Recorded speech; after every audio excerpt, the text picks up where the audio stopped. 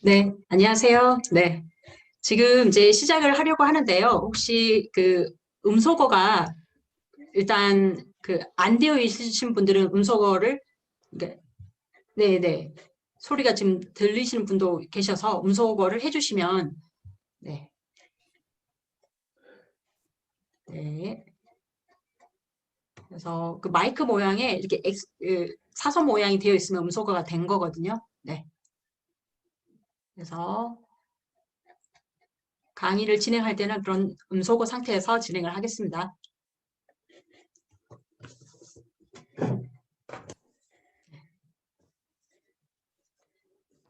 그러면 일단 예, 지금 이제 시작은 하도록 하겠습니다. 네, 안녕하세요. 기호적 인간 온라인 세미나를 시작하도록 하겠습니다. 아, 잠시만요. 소리가 안 들리신다고 하는데 잠시만요.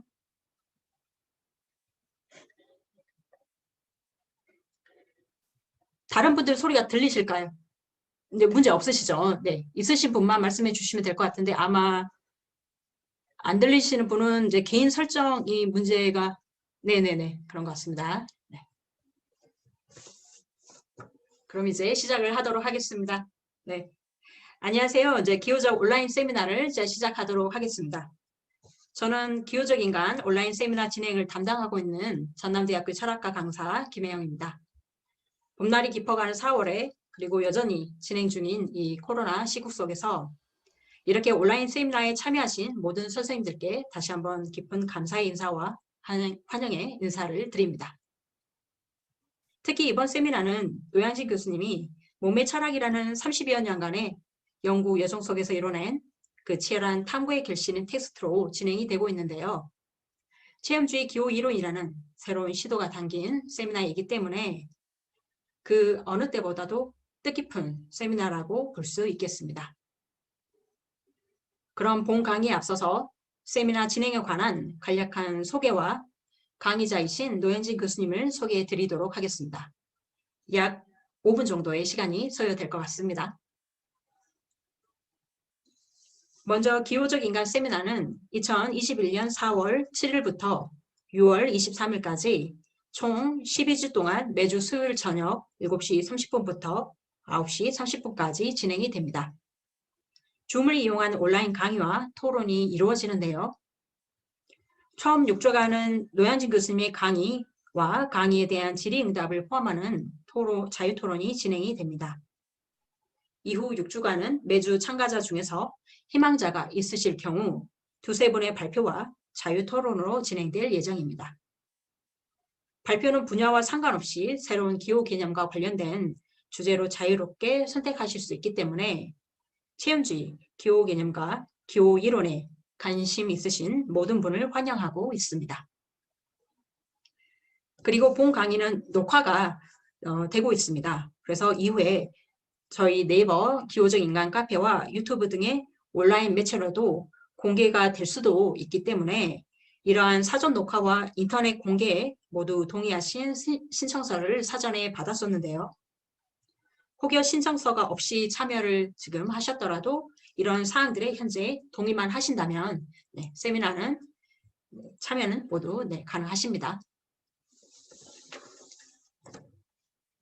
그리고 잠시 후에 있을 본 강의는 40분 정도의 진행 이후에 약 5분간의 중간 휴식이 있고 강의가 종료된 이후에도 약 5분간의 휴식을 갖고 질의응답을 포함한 토론 시간을 갖도록 하겠습니다.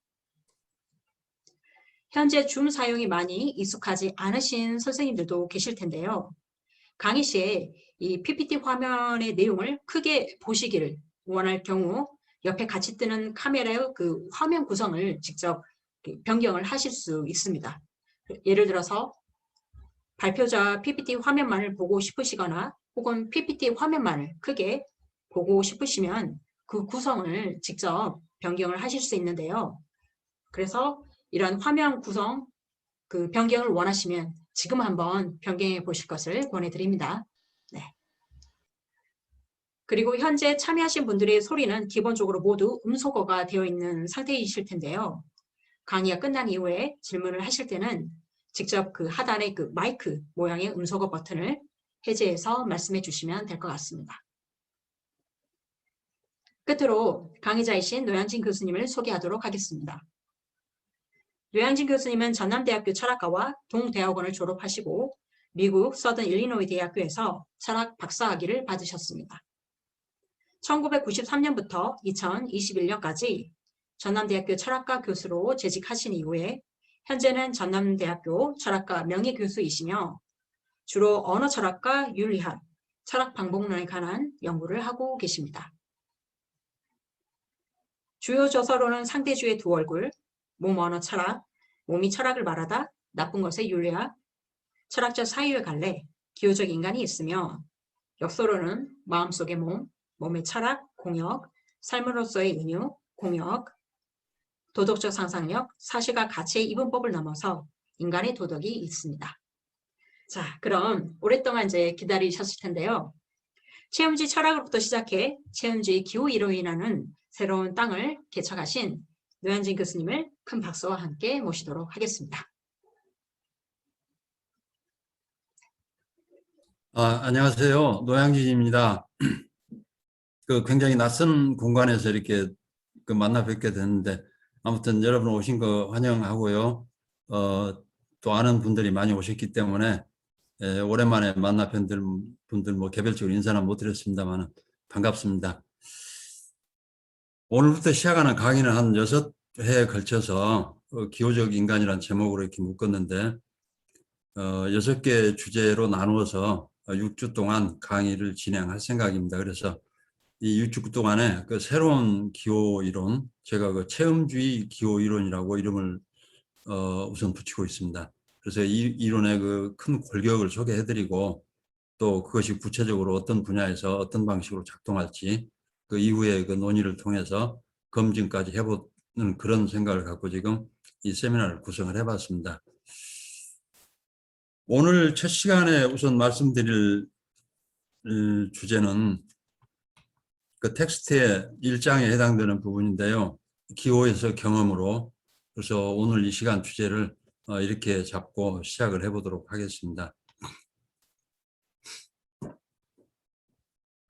아까 말씀드린 것처럼 체험주의 기호이론 이렇게 이름을 이제 새롭게 붙였습니다만은 체험주의 철학의 토대를 삼고 있기 때문에 이름을 그렇게 붙였습니다. 그래서 우선 강의 들어가기 전에 이 새로운 이론이 어떤 큰 성격을 갖고 있는지를 몇 가지만 좀 압축적으로 소개를 해드리면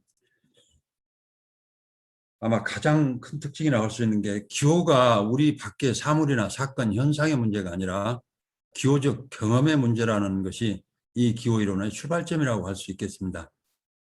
그 바꿔 말씀드리면 기호가 우리 밖의 사물이거나 사건이거나 현상이라고 보는 시각을 그 하나로 묶어서 실제론적 기호 이론이라고 부를 수 있겠습니다.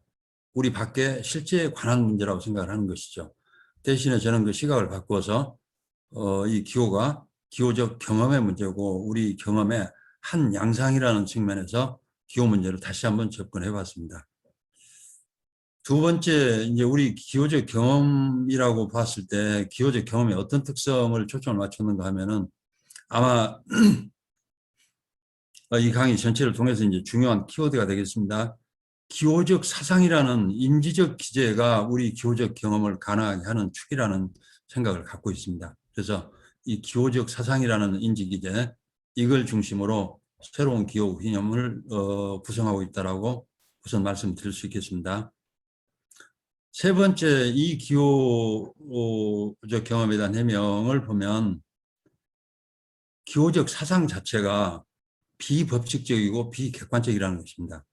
그러니까 전통적인 그 학문형에 의해서 법칙성, 객관성 이것이 이제 초점을 이루고 있었는데 기본적으로 전통적인 그런 지금 학문가로부터 상당히 비껴서는 입장이고 이런 이유 때문에 이것을 이론화시키기가 상당히 어려운 점이 있지만 제 나름대로는 이 윤곽을 고전적인 뭐 법칙적인 방식이나 객관적인 방식이 아니다 하더라도 충분히 설명할 수 있는 방식이 있다고 생각을 하고 있고 또 이 강의를 통해서 그 설명 방식이 우리 기호에 대한 이해를 바꿀 수 있을 것이라고 그렇게 지금 희망하고 있습니다.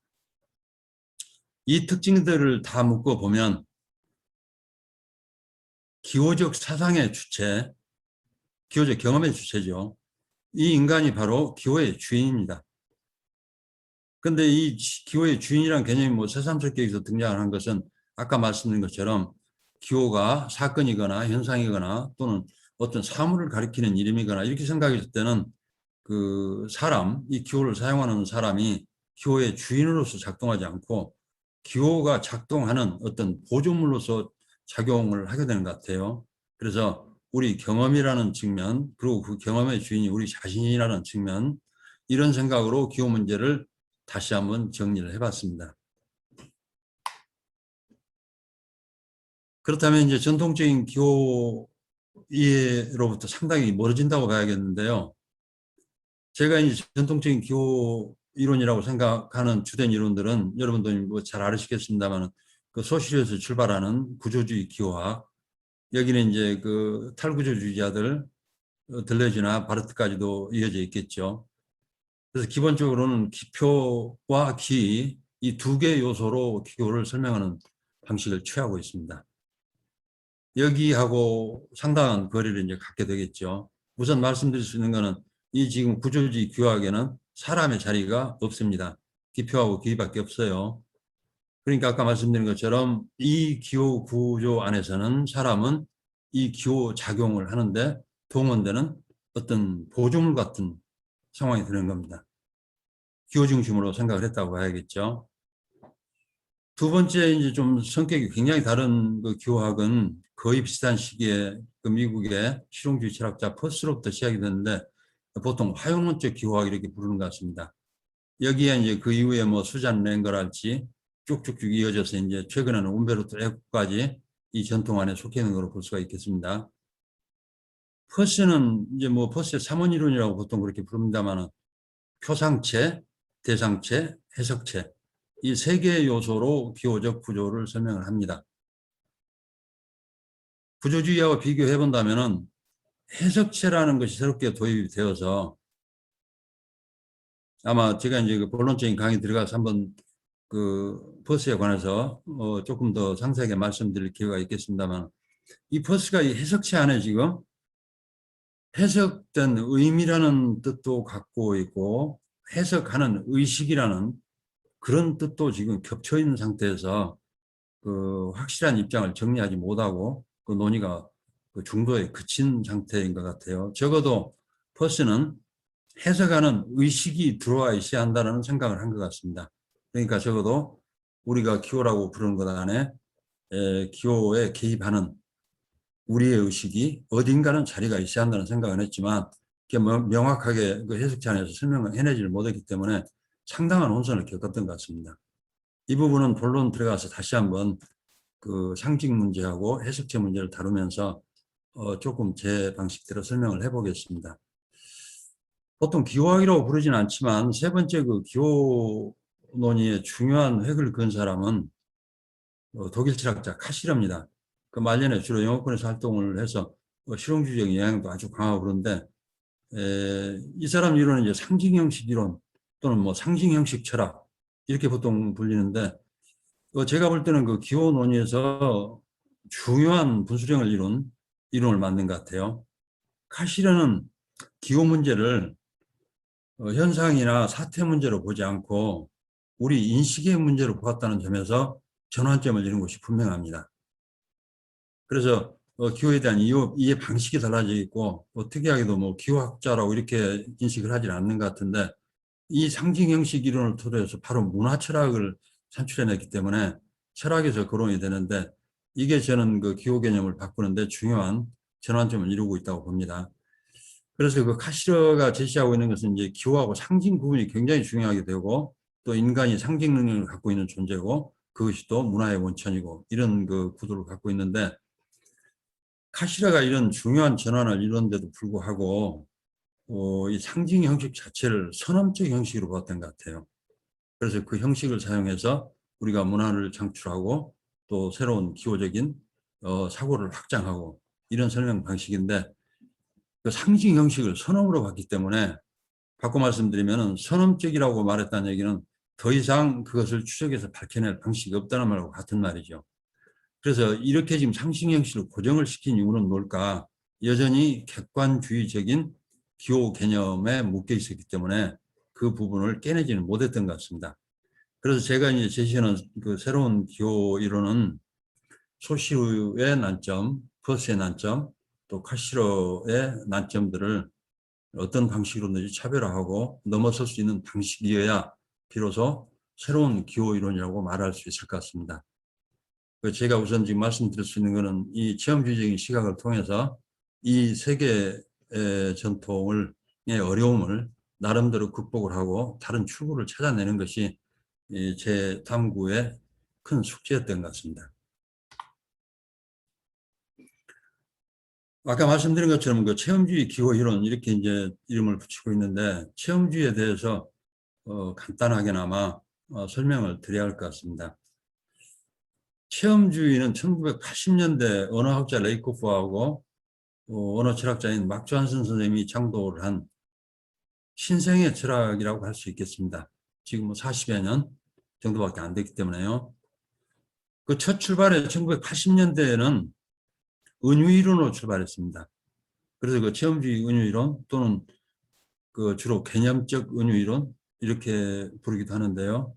그 핵심 태제를 정리해보면 은유는 언어적 기교가 아니라 우리 사고와 행동을 이끌어가는 기본적 원리라고 주장을 합니다. 그래서 과거에 은유는 무슨 수사하게 한 부분이거나 언어적 기술이거나 이런 식으로 인식을 했기 때문에 은유가 인지적 내용을 담고 있지 않다라고 생각을 해왔었는데 그런 생각을 바꾸고 오히려 적극적으로 은유가 우리 사고와 행동을 지배하는 기본적 원리라고 상당히 강한 주장을 하고 나섰죠. 은유 조금 더 이제 부가적인 설명을 드리겠습니다만은 레이코프는 아무튼 이 은유 개념을 개념 체계 안에 영역 간 사상 이렇게 정의합니다. 사상이란 말 굉장히 까다로운 말 여기 등장을 하는데 아까 제가 그 기호적 사상 이 사상 개념에서 온 것이죠. 그래서 이걸 지금 은유적 사상 이렇게 부르는데 그 은유적 사상 제가 간단히 화면에 이렇게 소개를 해봤습니다. 한 영역의 경험을 다른 영역에 사상하는 겁니다. 그렇게 함으로써 다른 영역을 새로운 관점에서 이해하고 경험하는 방식입니다. 그래서 이게 은유적 사상입니다. 그래서 사상을 더 구체적으로 설명드리기는 좀 어렵긴 합니다만은 내가 이미 갖고 있는 어떤 경험을 새로운 대상에 덮어 씌운다라는 방식으로 이해를 하시는 게 우선은 좋을 것 같습니다. 내가 갖고 있는 어떤 경험이나 어떤 생각을 다른 대상에 오버랩을 시킨다거나 덮어 씌운다거나 해서 새롭게 이해하는 방식을 찾아내는 것이죠. 그래서 사상이라는 말은 우선 그런 정도로 설명해 드리고요. 내가 원래 갖고 있었던 것을 원천 영역이라고 부릅니다. 그래서 이 내가 갖고 있던 것을 어떤 다른 표적에다 이제 사상을 하게 되는데 그때 그 표적을 표적 영역이라고 부릅니다. 그래서 은유이론에서 원천 영역, 표적 영역 이렇게 영어를 사용을 하고 있죠. 예를 간단하게 하나만 들어보겠습니다. 이 사상을 한단 말이 무슨 말일까? 여기서는 지금 추상적 개념이 어떻게 만들어지는지를 한 예를 하나 들어봤는데요. 사랑이란 개념은 추상적 개념이죠. 사랑이라는 것은 무슨 존재하는 구체적인 사물의 이름이 아니고 우리가 보통 추상적 개념 이렇게 부르는 것인데 이 개념이 어떻게 만들어지는 것일까? 이 체험주의 은유론에 따르면 다양한 사랑 은유들을 통해서 비로소 사랑 개념이 창조된다고 그렇게 얘기를 합니다. 그러니까 그 하위 은유들 지금 제가 이 화면에 몇 개 제시해 봤습니다. 사랑은 여행이라는 은유가 있습니다. 사랑은 예술 작품이라는 은유도 있습니다. 사랑은 고통이라는 은유도 있습니다. 사랑은 꽃가꾸기라는 은유도 있습니다. 이 다양한 은유들이 동양, 서양을 걸쳐서 일관되게 나타난 것은 아닙니다. 일부는 동아시아에서 또 일부는 뭐 영어권에서 이런 식으로 나타나는데 명확하게 규정되어 있지 않고 이런 몇 개의 은유들이 묶여서 사랑 개념을 비로소 형성한다는 것입니다. 예를 들면 사랑은 여행 은유를 받아들이게 되면 여행에 관한 경험의 관점에서 사랑이라는 추상적 대상을 이해를 하는 겁니다. 그러니까 이제 뭐 우리는 더 이상 갈 길이 없어. 돌아서야 해. 뭐 갈 길이 달라졌어. 이런 표현을 쓸 수 있고 그런 이해를 한다는 말은 이 사랑이라는 추상적인 관계를 여행이라는 관점에서 이해하고 있다는 말과 다르지 않습니다. 또 사랑은 예술 작품이라는 은유를 쓰는 사람들은 협력적인 관계 안에서 무슨 상당히 그 현실적인 걸 넘어서서 상당히 추상적인 중에 아름다움을 창조해내는 어떤 과정, 이렇게 이해를 하니까 예술 작품이라는 은유를 쓰겠죠. 또 사랑은 고통이라는 은유도 뭐 동서양 상당히 뭐 광범위하게 나타나는 것 같고, 사랑은 꽃 가꾸기 은유는 그 은유 이론 그 하시는 나익주 선생님께서 이 한국에서만 독특하게 쓰는 은유라고 언제 한번 저한테 소개를 해주셨어요. 그래서 아마 영어권에서는 이 꽃가꾸기라는 은유가 사용되지 않는 걸로 지금 알고 있습니다. 그래서 예를 들면 한국에서는 이런 은유를 써서 꽃가꾸기라고 사랑을 이해하기 때문에 사랑을 이런 방식으로 저런 방식으로 이해를 할 테고, 또 서양에서는 여행 은유가 지배적일 경우에 주로 사랑을 여행 관점에서 이해하게 될 테고, 자, 이럴 때 지금 은유적 사상은 어떻게 이루어지는가 하면 여행에 관해서 내가 갖고 있는 이런저런 경험 내용을 사랑이라는 표적 영역에 사상하는 겁니다. 그래서 비로소 여행의 관점에서, 여행 경험의 관점에서 사랑이라는 것을 이해하게 된다는 것입니다. 이게 은유적 사상입니다. 그래서 좀 까다로운 개념이기도 하지만 여기서 이 새 은유 이론이 주는 그 중요점은 뭐냐면, 과거에는 은유라는 게 무슨 기존 이미 존재하는 유사성을 발견해서 내 마음은 호수다 그러면 마음하고 호수의 유사성을 누군가가 발견하고 그렇게 해서 그런 표현을 쓰게 되고 이렇게 생각을 해왔었는데, 지금 이 새로운 은유에 따르면 유사성은 발견되는 것이 아니고 이런 은유들을 통해서 유사성이 창조되는 겁니다. 사랑을 여행이라고 이해하지 않던 사람이 사랑을 여행의 관점에서 이해하기 시작하면 사랑이 새로운 성격을 갖게 되는 겁니다. 그래서 그 추상적 개념 사랑이 처음부터 픽스되어 있는 게 아니고 다양한 은유들을 통해서 비로소 사랑이라는 개념이 두루뭉실하게 이해가 되는 것입니다. 그래서 이런 은유 이론을 통해서 추상적 개념이라는 게 더 적극적으로 말씀드리면 우리가 알고 있는 모든 추상적 개념은 은유적으로 정의될 수밖에 없습니다. 사랑이라는 구체적 대상이 원래부터 존재하지 않기 때문에 우리가 그걸 이해하기 위해서는 불가피하게 다양한 은유를 통해서 개념을 은유적으로 정의할 수밖에 없다는 것입니다. 그런데 이와는 다르게 이제 문자주의적인 생각을 갖고 있는 사람들은 추상적 개념이 그 자체로 정의되는 방식이 있다고 오랫동안 믿어왔고, 추상적 개념을 그렇게 객관적으로 객관화시킬 수 있다고 믿어왔던 것 같은데, 그렇게 안 된다는 것입니다. 아마 지금 발레를 생각하시는 분도 계실 테고 뭐 수학적 개념 같은 걸 떠올릴 수도 있겠는데, 여기서 거론할 정도 뭐 지금 시간이 주어져 있지 않습니다만 수학적 개념들도 다양한 우리 경험적인 것들이 사상되어서 고도로 일반화된 추상화된 개념의 한 형태로 체험주의는 그렇게 해석합니다. 그래서 일반적인 말씀을 드리자면 추상적 개념은 그 자체로 정의되거나 우리한테 주어지지 않고 다양한 은유를 통해서 비로소 창조되고 다듬어지고 그렇게 윤곽을 드러내게 된다. 여기까지만 우선 말씀드리겠습니다. 이런 은유 이론으로 출발한 체험주의가 점차 시각이 확대되면서 체험주의라는 이제 철학적인 윤곽을 드러내게 되는데요. 체험주의의 철학적 성격을 몇 가지만 제가 압축적으로 소개를 해드려보면, 아까 소개해드린 그 은유 이론을 더 확장을 시켜서 그 마크찬 선생님은 신체화된 경험, 이것을 전반적으로 해석하는 프레임을 만들었습니다. 그러니까 우리 경험 전체를 설명하기 위해서 마크찬 선생님이 쓰고 있는 개념은 우리 이 신체적인 활동을 통해서 소수로 발생하는 영상 도식들이 만들어지고 영상 도식들이 은유적으로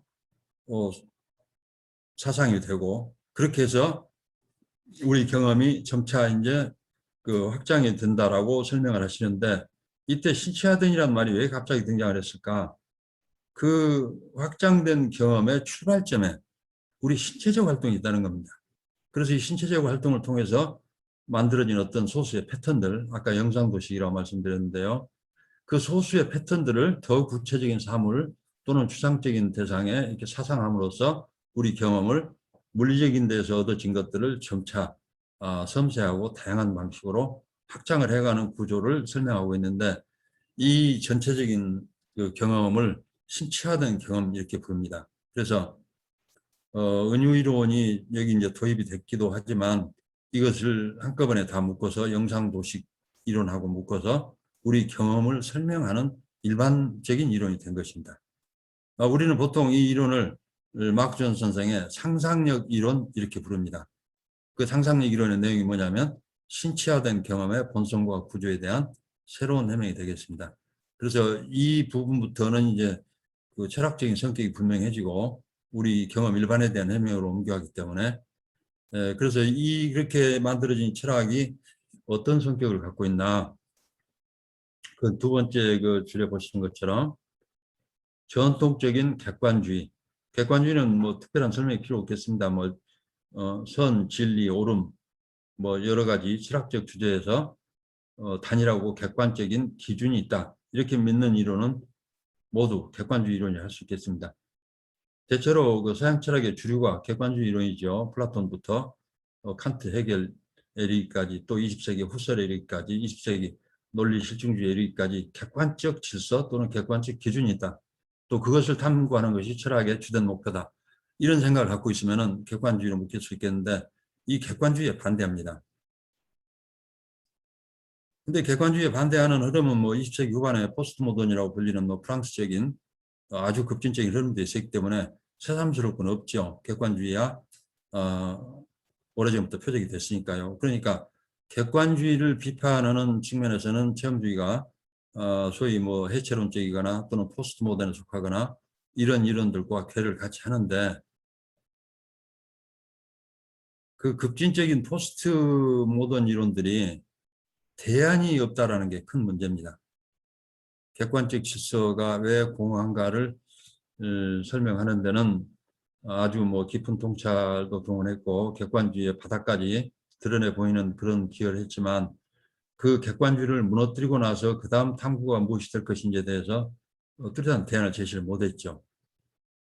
그래서 그 해체론 또는 포스트모던을 설명할 때 많은 사람들이 원리 해체 플러스 대안 부재, 이런 말을 자꾸 쓰는 이유가 그렇습니다.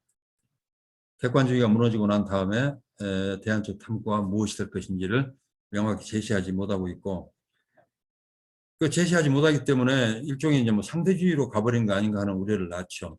그래서 자, 객관주의 아니면 허무주의적 상대주의, 이 지금 그 이분법적인 딜레마 같은 상황이 주어졌는데, 이 체험주의는 지금 이 두 개를 다 비켜서야 한다라고 생각을 하고 있고, 지금 체험주의가 제시하는 실체화된 경험에 대한 해명은 객관주의적인 설명도 허무주의적인 상대주의적인 설명도 아니라는 것입니다. 그래서 철학적으로는 제3의 시각을 표방을 하고 있고, 그 내용은 좀 더 이제 구체적으로 논의할 바가 있습니다만은, 현재까지는 아무튼 이런 입장, 그 제3의 입장이라는 것을 소개를 드려야 할 것 같습니다. 거기에 이제 그 특이한 점이, 특별한 점이 있다면, 이 체험주의가 인지과학적 성과를 적극적으로 수용한다는 것입니다. 어디서 뭐 조금 설명드리겠습니다만, 인지과학은 말 그대로 과학입니다. 여러 분야가 공동으로 그 마음의 본성을 탐구하는 그런 이제 학제적인 탐구인데요. 기본적으로는 경험적 탐구죠.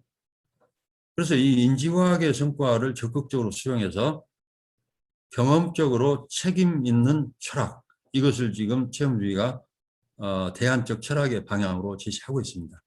경험적으로 책임 있는.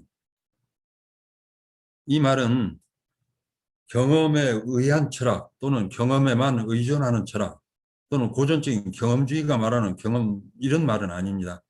아주 포괄적인 의미에서 우리에게 주어진 다양한 경험적 지식들을 받아들이고 그것에 의해서 반박되지 않는 방식으로 새로운 철학적 가설이 세워져야 한다는 겁니다. 경험적으로 책임 있다는 말은 경험적으로 반박되지 않는, 이런 말이라고 이해를 하셔도 좋을 것 같습니다. 그래서 이게 지금 제 3회, 아까 그 3회 시각 이렇게 소개해 드렸는데요. 경험적으로 책임 있는 철학이 바로 제 3회 시각이다. 우선은 그렇게 알고 계시면 좋을 것 같습니다. 그래서 이 체험주의가 점차 성장을 해서 그 길지 않은 시간이고 약 40여 년밖에 안 됐지만 점점점 이제 철학적인 논의를 그 밀도로 더해가는 과정에서 이제 여러분 잘 알아주신 것처럼 철학의 논의의 큰 영역은 지적 영역, 그 다음에 도덕적 영역, 그 다음에 미학적 영역, 이 세 분야가 이제 철학의 주요 탐구 분야라고 할 수 있겠는데요. 이런 쪽으로 점차 이제 지적인 영역에서 윤리학적인 또는 도덕적인 이런 쪽으로 나아가 또 미학적인 쪽으로 확장을 계속 이 체험주의가 시키다 보니까 그 큰 성격을 보니까 미국의 윌리엄 제임스나 존 듀이가 주장했던 형태의 실용주의와 아주 흡사하게 지금 철학의 흐름이 그리 가고 있습니다. 체험주의가 물론 처음부터 이 실용주의를 선택한 사람들은 아닙니다. 지적 배경도 그렇고 전혀 그렇지는 않습니다. 다만 이 체험주의적인 것을 확장하는 과정에서 점차 윤곽을 드러냈을 때 제임스나 듀이적 실용주의에 가깝다 이렇게 말씀을 드리고 여기에 굳이 제임스 듀이적 이 말을 쓰는 이유는 아까 그 소개해드렸던 찰스 샌더스 퍼스도 실용주의자이긴 합니다만은 거기는 철학적 성격이 너무 다릅니다. 같은 실용주의라는 이름으로 묶여있기만 하지. 그래서 그 제임스와 듀이적 실용주의 이렇게 이름을 붙여보았습니다. 그러니까 체험주의 철학적 성격은 한 이 네 가지 정도로 크게 그 윤곽을 보실 수가 있겠고요. 이후에 이제 사진은 그냥 한번 보시면 되겠습니다. 제가 그 체험주의를 창조한 조지 레이코프 선생님입니다. 특이사항이라 하면 MIT에서 촘스키 지도로 박사를 받았습니다. 그런데 그 이후에 지금 인지언학의 그 선두주자가 되면서 촘스키의 가장 강력하고 거부감 비판자가 됐습니다. 그래서 아무튼 상당히 아무튼 촘스키 자기 지도 교수인데도 강한 비판자로 그렇게 완전히 자리매김을 하게 됐죠. 엄청난 양의 그 책을 쓰고 또 엄청난 양의 라이팅을 하기 때문에 다 소개할 수 없어서 한 페이지만으로 요약을 해보니까 몇 개 주요 줘서 이렇게 좀 소개를 해봤습니다. 여기 쭉 보시면 5개의 책인데 아마 이 중에 3권은 지금 나익주 박사님이 도덕의 정치, 누구의 자유인가, 정치적 막 그 이후에도 뭐 프레임 전쟁 뭐 이런 식으로 여러 책을 번역을 했습니다만은 레이코프의 주요 저서들 상당 부분 번역이 돼 있습니다.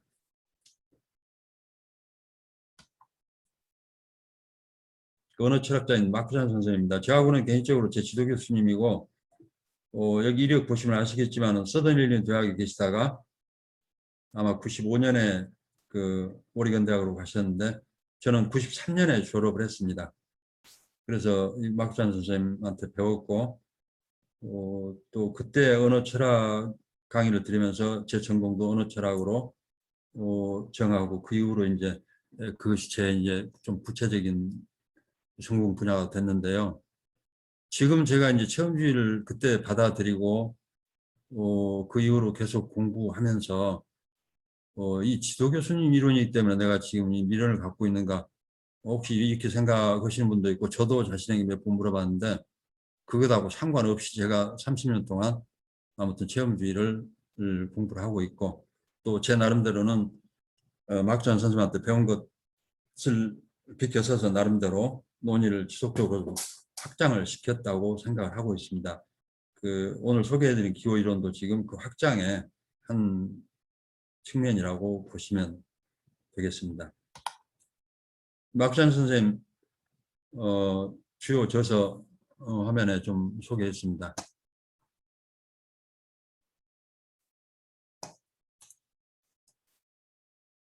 제가 잠깐 볼펜을 떨어뜨려서 정말 실례합니다.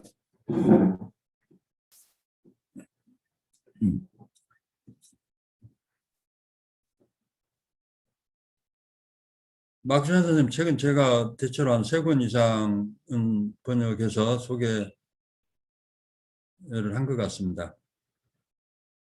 몸의 의미라는 3번째 책은 그 해군사관학교 김동환 선생님이 하셨고, 아마 5번째 책은 아직 번역이 안 된 걸로 알고 있습니다.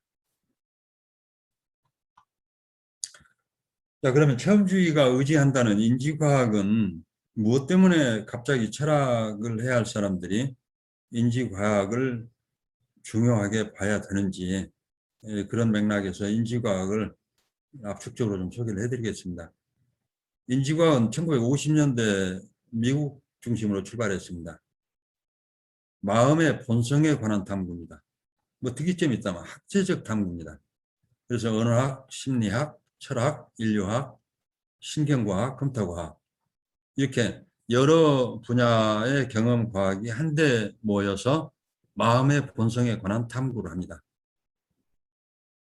또 하나 특징이라면 이 인지과학을 1950년대에 시작했던 사람들이 공유하고 있는 가정이 우리 마음이라는 작용의 핵심적 소재가 두뇌라는 것입니다. 그러니까 이전에는 마음에 관한 이론들이 정확하게 마음의 성질이 뭔지, 마음의 작동이 뭔지, 여러 가지 이제 사변을 통해서 철학적 추정을 하거나 이렇게 해왔었는데, 적어도 인지과학자들은 이 철학자들과 다르게, 이 마음이라고 불리는 작용이 두뇌라는 어마어마하게 복잡하긴 하지만 우리 몸의 일부에 핵심적으로 작동을 하고 있구나라는 확신을 갖고 있습니다. 바꿔 말씀드리면 두뇌 없이는 우리가 마음이라고 할 수 있는 작동 자체는 중단되는 겁니다. 물론 두뇌가 혼자 움직이는 건 다르시죠. 우리 몸과 유기적으로 연결되어 있지만 핵심적인 소재라는 것입니다. 두뇌가 없으면 우리가 마음이라고 부를 수 있는 어떤 작용도 일어나지 않습니다. 그래서 인지과학은 이렇게 출발했습니다. 처음에 50년대에요. 그런데 많은 분들이 지금도 인지과학 하면 이제 구별하지 않고 보통 쓰고 있는 게 1세대 인지과학하고 2세대 인지과학을 구별을 안 하시는 것 같아요. 근데 이 구분은 체험주의를 이해하시는데 너무나 결정적으로 중요하기 때문에 꼭 좀 기억하고 넘어가셔야 할 것 같아요. 1세대 인지과학은 1950년대 인지과학 출발했을 때부터 수명이 굉장히 짧습니다. 1970년대까지나 주류였죠. 이 1세대 인지과학의 특징은 아까 마음에 대한 탐구라고 그랬는데요. 마음을 컴퓨터처럼 산술적으로 작동한다라고 그렇게 가정을 하고 있습니다. 컴퓨터처럼 산술적으로 작동한다 이 말은 알고리즘을 따라 작동한다는 말하고 같은 말입니다. 그래서 이때 1세대 인지과학과 친하게 지내거나 아니면 우호적인 입장을 가졌던 이론적 입장들은 계산주의, 기능주의, 인지주의 이런 지금 철학적 흐름들이 이 1세대 인지과학적인 생각하고 상당히 손을 맞잡고 입장을 확장을 좀 시킨 이론들인데 수명이 굉장히 짧죠. 1970년대에 오면서 거의 무너졌으니까요. 그런데 이 지금 1세대 인지과학이 인간의 마음을 컴퓨터처럼 생각한다 그랬는데 이 생각을 그대로 갖고 있는 사람들이 현장 영역에서는 뭘 발전시켰는가 하면은 초기 인공지능 모형을 세운 사람들이고 그것에 의해서 지금도 인공지능은 연구되고 있습니다. 그리고 놀라울 정도로 발전했죠. 또 앞으로도 이 인공지능, 이 모형도 앞으로도 엄청나게 발전할 겁니다. 그래서 지금 이세돌하고 알파고 같은 경우 바둑두어서 이제 이세돌이 이길 수가 없는 정도가 됐고 그렇게 진화를 했다는 것인데 이 알파고가 바로 1세대 인지과학의 진화의 산물이라고 보시면 되겠습니다. 아무리 복잡하고 이세돌보다 머리를 더 쓸 수 있고 더 많은 수를 생각할 수 있지만 제가 첫 줄에 설명드렸지 않습니까? 산술적으로 작동한다라고요. 대신에 그 알고리즘을 엄청나게 복잡하게 작동을 시켜서 알파고 같은 복잡한 수를 만들어낼 수 있게 했겠지만 1세대 인지과학 모형이란 말입니다.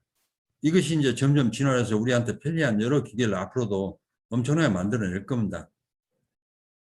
그런데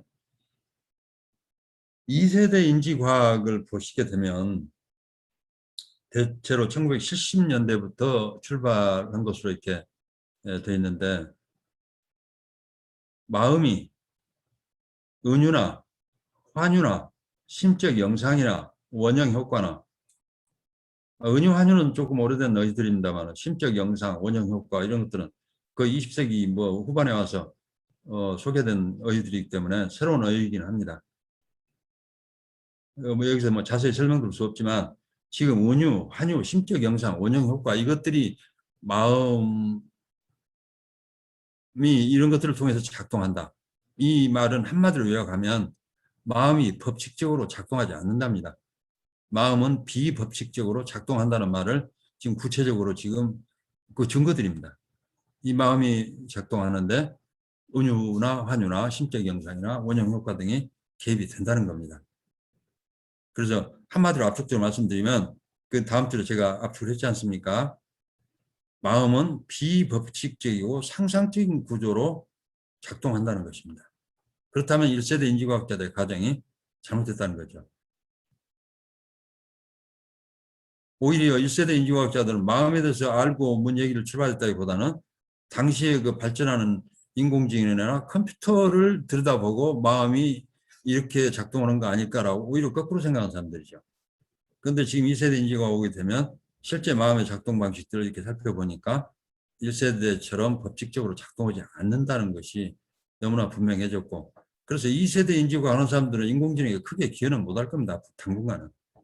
이 법칙이 없고 마음이 뭐 법칙에 의해서 움직이지 않는다고 얘기를 하는데 그걸 갖다가 이 기계로 구현한다는 것은 현재 기술로서는 불가능하죠. 그 이런 상황에서 지금 그 강한 인공지능 또 뭐 생각하는 로봇 뭐 자꾸 이런 얘기해서 굉장히 혼란스러우실 텐데 그거는 수사적인 표현이고 생각하는 로봇 뭐 느끼는 로봇 이 가능성은 현재로서는 없습니다. 현재 이 지금 그 인공지능 이론이 1세대 인지과학의 모형을 하고 있는 한은 방법이 없고 2세대 인지과학의 모형을 쓰면 그것을 구현할 방법이 없습니다. 2세대 인지과학이 제안하는 그런 마음의 방식은 몸이 없이는 작동할 수 없는 방식입니다. 그래서 그 강한 인공지능을 한다 하더라도 1세대 모형을 계속해서 발전시켜서 굉장히 복잡하고 섬세하게 이렇게 다듬을 수는 있겠지만 현재로서는 그 2세대 인지과학이 밝혀낸 마음을 시뮬레이션하는 방식은 현재로서는 불가능해 보입니다. 그러면 두뇌가 여러 가지 이제 비법칙적인 걸 통해서 움직인다는 것이 두뇌는 어떤 구조로 되어 있을까요? 여기는 간단히 설명드리겠습니다. 그 다른 강의에서도 말씀드렸기 때문에 이 두뇌 구조는 그 뭐 1,400g 정도, 또 800억 개 신경세포, 수조 개 시냅스 이것만 갖고 얘기를 하면 우주 안에서 가장 복잡한 구조물로 되어 있습니다. 인공물이든 자연물이든 갖고 말씀드리면 지금 우리야 사람 하나하나마다 모두가 이 두뇌를 갖고 있지만 우주에서 가장 복잡한 구조물을 하나씩을 지금 작동을 시키고 있는 셈입니다. 그래서 단단한 두개골로 쌓여 있고 뭐 이거는 제가 뭐 설명드릴 필요도 없겠죠. 안에가 유연한 조직이라는 데 문제가 있죠. 이 자체로 형태가 유지될 정도는 되지만 스스로 뭐 무너질 정도는 아니겠지만 굉장히 그 약하기 때문에 그 단단한 두개골로 보호를 하고 있는 상태죠. 현재 이론으로는 두뇌 세포나 이런 것들이 손상을 받으면 800억 개 신경세포 그랬는데 그중에 일부는 계속 없어지고 또 생산되고 이러는데 자동적인 생산 소멸이 아니고 손상을 입은 경우에는 회복은 안 되는 걸로 되어 있습니다. 한 번 손상을 받으면 자연적인 회복은 되지 않습니다. 산소 공급이 3분간 중단되면 신경세포 사멸하고 다시는 회복되지 않습니다. 특이하게는 두뇌 자체는 아무런 지각도 하지 못합니다. 두뇌도 아까 말씀드린 것처럼 몸이라고 그러는데 이 두뇌 자체는 뭘 못 느끼죠. 대신에 우리 몸, 손가락부터 발가락, 우리 몸의 모든 부분에서 오는 자극을 프로세스는 합니다. 이 두뇌가. 그러나 정작 두뇌는 자극을 가해도 두뇌 자체는 어떤 자극을 느끼지는 못한다고 합니다.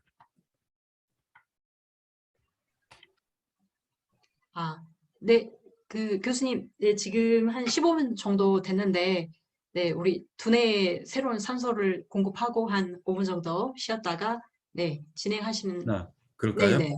네네네. 네, 제가 지금 시간을 못 재고 있었는데 고맙습니다. 한 5분 정도 쉬었다가 네네. 다시 말씀드리도록 하겠습니다.